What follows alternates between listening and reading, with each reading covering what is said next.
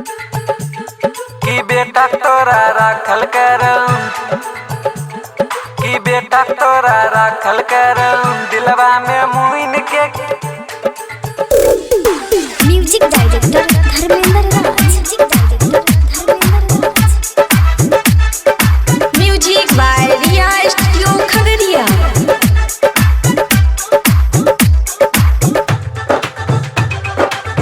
दिलवा में मुइन के कि बेटा तोरा राखल कर। खोजिया पुतो मम्मी, खोजिया पुतो मम्मी, हीरोइन सनक चुइन के कि बेटा तोरा राखल कर, कि बेटा तोरा राखल कर दिलवा में मुइन के कि बेटा तोरा राखल कर, दिलवा में मुइन के कि बेटा तोरा राखल कर।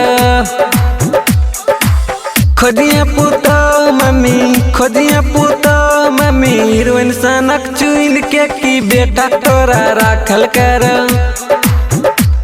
कि बेटा तोरा राखल कर दिलवा में मुइन के कि बेटा तोरा राखल कर, दिलवा में मुइन के कि बेटा तोरा राखल कर।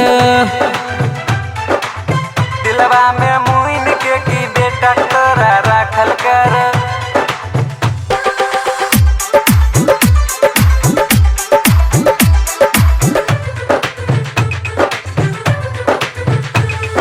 खाना मुँह बनाए तो दे तो गोरा वो दबाएंगे, कहियो नहीं करता मम्मी तोरा से लड़ाएंगे, कहियो नहीं करता मम्मी तोरा से लड़ाएंगे। खाना मुँह बनाए तो दे तो गोरा वो दबाएंगे, कहियो नहीं करता मम्मी तोरा से लड़ाएंगे। जे कम का भी सब काम करता चुन चुन के, कि बेटा तोरा राखल कर दिलवा में मुइन के कि बेटा तोरा राखल कर, दिलवा में मुइन के कि बेटा तोरा राखल कर।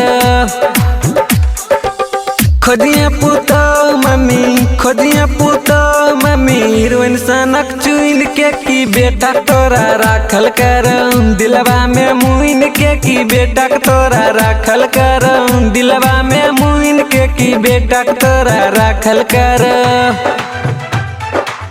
दिलवा में मुइन के कि बेटा तोरा राखल कर।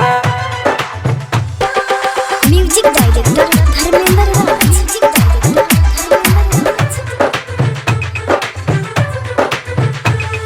राइटर दशरथ नंदलाल कहो तोरा से गई डरे छो, तोरा खुशी के खातिर उता सब लोग से लड़े छो, तोरा खुशी के खातिर उता सब लोग से लड़े छो। राइटर दशरथ नंदलाल कहो तोरा से गई डरे छो, तोरा खुशी के खातिर उता सब लोग से लड़े छो। बोले चाही कुछो खाली रहो सुन सुन के,